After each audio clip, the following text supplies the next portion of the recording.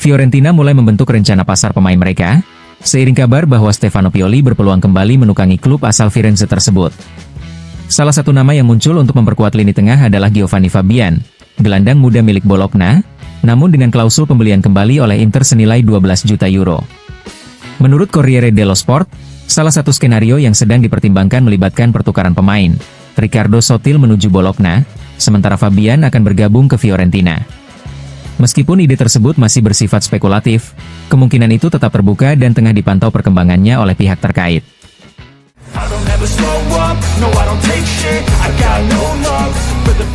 Skenario mengejutkan muncul dari bursa transfer, Nicolo Rovella bisa bergabung ke Inter, sementara Davide Fratesi menuju Lazio. Gagasan ini dilaporkan oleh Il Messaggero dan mulai menggoyahkan pendirian klub ibu kota yang sebelumnya menganggap Rovella sebagai pemain tak tersentuh. Maurizio Sarri, pelatih Lazio, dikabarkan tengah mencari gelandang bertipe Mezzala dengan kemampuan menyerang, dan Fratesi dianggap sebagai profil ideal. Di sisi lain, pelatih baru Inter, Christian Chivu, masih ingin memberikan kesempatan kepada Fratesi, namun juga melihat Rovella sebagai sosok yang bisa mengisi peran regista andai Hakan Calhanoglu hengkang. Secara usia dan nilai pasar, Rovella dan Fratesi cukup seimbang. Rovella 2 tahun lebih muda. Namun, perbedaan gaji menjadi batu sandungan. Rovella menerima 1,8 juta euro per musim, sedangkan Fratesi digaji 2,8 juta euro. Meski Claudio Lotito diyakini bersedia menurunkan permintaan harga dari klausul 50 juta euro untuk Rovella dan menyetujui pertukaran langsung, kenaikan beban gaji dan keengganan Rovella untuk meninggalkan Lazio membuat kesepakatan ini masih jauh dari kata pasti.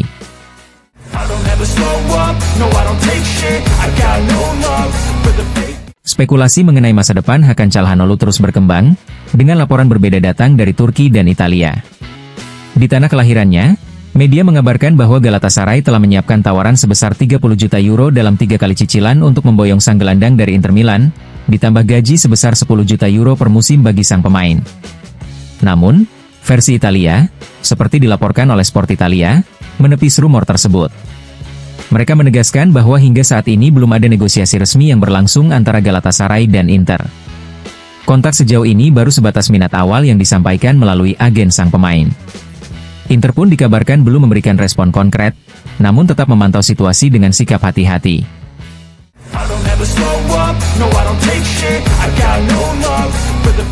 Dua rekrutan anyar Inter, Petar Sucic dan Luis Enrique, berpeluang langsung tampil sejak menit pertama dalam laga pembuka Nerazzurri di Piala Dunia antar klub. Menurut laporan Corriere della Sera, keduanya masuk dalam pertimbangan utama pelatih Christian Chivu untuk laga kontra Monterrey yang dijadwalkan berlangsung pada 18 Juni. Sucic menjadi sorotan utama karena fleksibilitasnya. Gelandang muda Kroasia ini dapat dimainkan sebagai Mezzala, regista, atau dalam formasi 2 gelandang tengah. Performanya sangat dinantikan publik Nerazzurri setelah menunjukkan potensi besar bersama tim nasional Kroasia. Sementara itu, Luis Enrique diproyeksikan sebagai alternatif di posisi sayap kanan menggantikan Dumfries. Namun ia juga bisa menjadi kejutan di sisi kiri jika Federico Di Marco belum mencapai kondisi fisik optimal. Laga melawan Monterrey diprediksi tidak akan mudah. Klub Meksiko tersebut, seperti mayoritas tim dari Amerika Tengah dan Selatan, tengah berada dalam fase kompetisi penuh, berbeda dengan tim-tim Eropa yang baru menyelesaikan musim panjang mereka. Keunggulan ritme permainan bisa jadi faktor penting yang harus diantisipasi Inter di laga pembuka.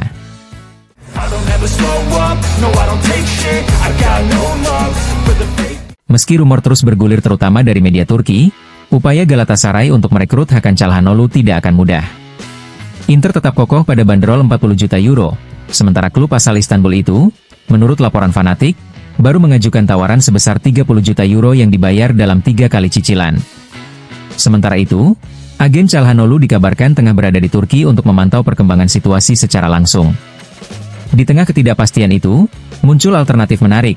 Menurut La Gazzetta dello Sport, nama Ilkay Gundogan, gelandang Manchester City yang kontraknya berlaku hingga 2026, masuk dalam radar Galatasaray sebagai opsi jika transfer Calhanoglu menemui jalan buntu.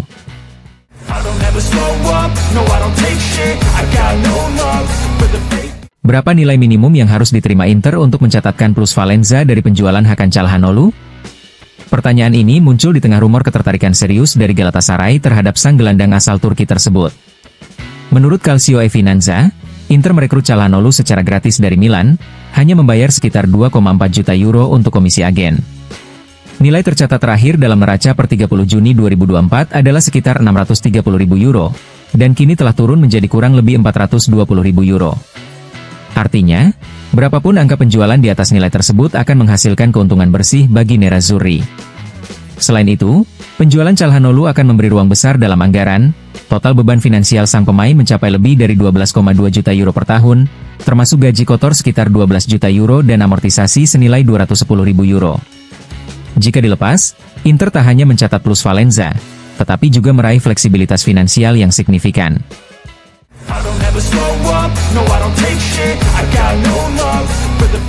Inter terus bergerak cepat di bursa transfer untuk memperkuat lini serang, dengan dua nama yang paling santer disebut, Rasmus Højlund dan Angeon Bonni.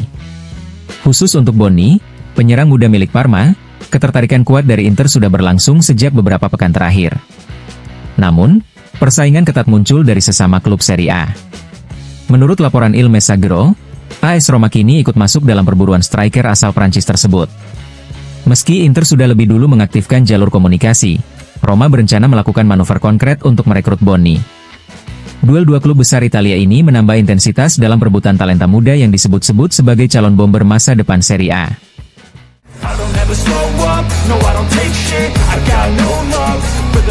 Dalam acara Mondiale per Club Show di Mediaset usai laga PSG versus Atletico Madrid, mantan bek Inter Milan, Andrea Ranocchia, memberikan dukungan penuh terhadap keputusan Inter menunjuk Christian Cifu sebagai pengganti Simone Inzaghi.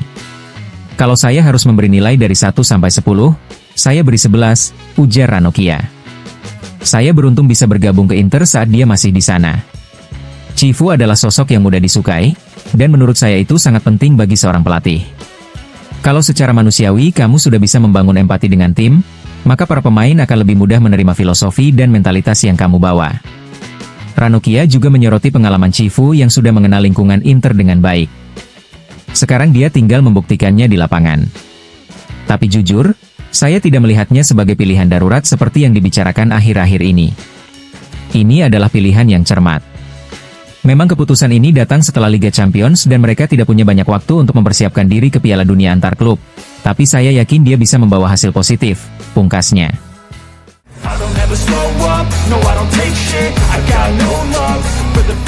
Mantan CEO Inter, Alessandro Antonello, resmi ditunjuk sebagai Direktur Umum Olimpik Marseille mulai 1 Juli 2025. Dalam pernyataannya, Antonello menyebut bergabung dengan klub ikonik Prancis itu sebagai kehormatan besar dan siap mendukung penuh proyek ambisius yang dipimpin Presiden Pablo Longoria.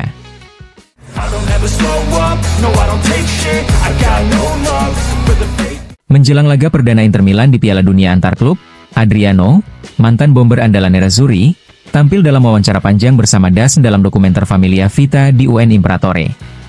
Ia membagikan kisah hidupnya, mulai dari masa kecil di favela Brasil, masa kejayaannya di Eropa, hingga luka kehilangan dan perjuangan melawan depresi. Tentang julukan sang kaisar yang melekat padanya, Adriano mengaku sempat merasa aneh. Ia berasal dari lingkungan miskin dan keras, dan tak menyangka akan mendapat gelar sebesar itu. Namun, ia menerimanya sebagai takdir dari Tuhan.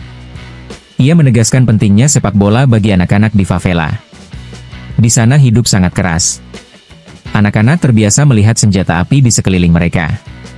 Sepak bola menjadi pelarian dan harapan, memberi mereka sesuatu yang berbeda untuk dipikirkan. Adriano juga menjelaskan alasan kepulangannya ke Brasil dan perpisahannya dengan Inter. Ia memilih pulang karena merindukan keluarganya.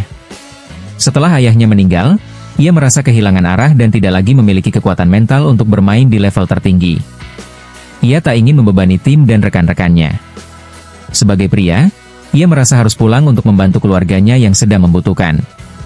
Ia mengungkapkan bahwa banyak orang tidak memahami apa itu depresi. Dari luar ia tampak baik-baik saja, tapi kenyataannya tidak demikian. Setiap orang punya cara sendiri dalam menghadapi masalah, dan Adriano mengikuti apa yang dirasa benar di hati dan pikirannya. Ia tidak peduli dengan penilaian orang lain, karena yang terpenting baginya adalah dukungan dari keluarga dan sahabat.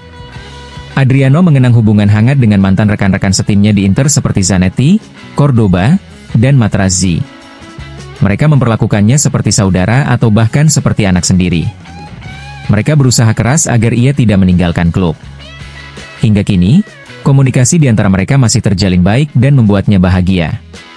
Saat ditanya tentang Christian Chivu yang kini menjadi pelatih Inter, Adriano menilai itu adalah keputusan yang tepat. Menurutnya, melatih tim sebesar Inter bukanlah hal mudah, tapi Chivu memiliki latar belakang dan pengalaman yang cukup. Ia percaya bahwa tim akan menerima Chivu dengan baik karena ia adalah bagian dari sejarah klub. Ketika tim bersatu, segalanya mungkin. Ia juga menyebut Romelu Lukaku sebagai pemain yang paling mengingatkannya pada dirinya sendiri. Ia merasa tidak bisa dibandingkan dengan Ronaldo atau Ronaldinho karena peran mereka berbeda, namun gaya bermain Lukaku sangat mirip dengannya. Ia bahkan membayangkan betapa hebatnya jika bisa bermain bersama di bawah asuhan Antonio Conte. Tentang Carlo Ancelotti sebagai pelatih baru timnas Brasil, Adriano menyambut positif. Menurutnya, Brasil membutuhkan pelatih dengan visi taktik yang kuat, karena tim nasional belum bermain dengan organisasi yang baik. Banyak pemain muda belum terbiasa bermain bersama, dan disinilah pengalaman Ancelotti akan sangat dibutuhkan. Ia yakin Ancelotti adalah sosok yang tepat untuk membentuk tim yang solid. Di akhir wawancara, Adriano mengungkapkan bahwa ia tidak memiliki keinginan untuk kembali ke dunia sepak bola secara profesional. Saat ini ia hanya bermain bola dengan teman-temannya demi membuat orang-orang di sekitarnya bahagia. Dan itu sudah cukup untuk membuatnya merasa damai.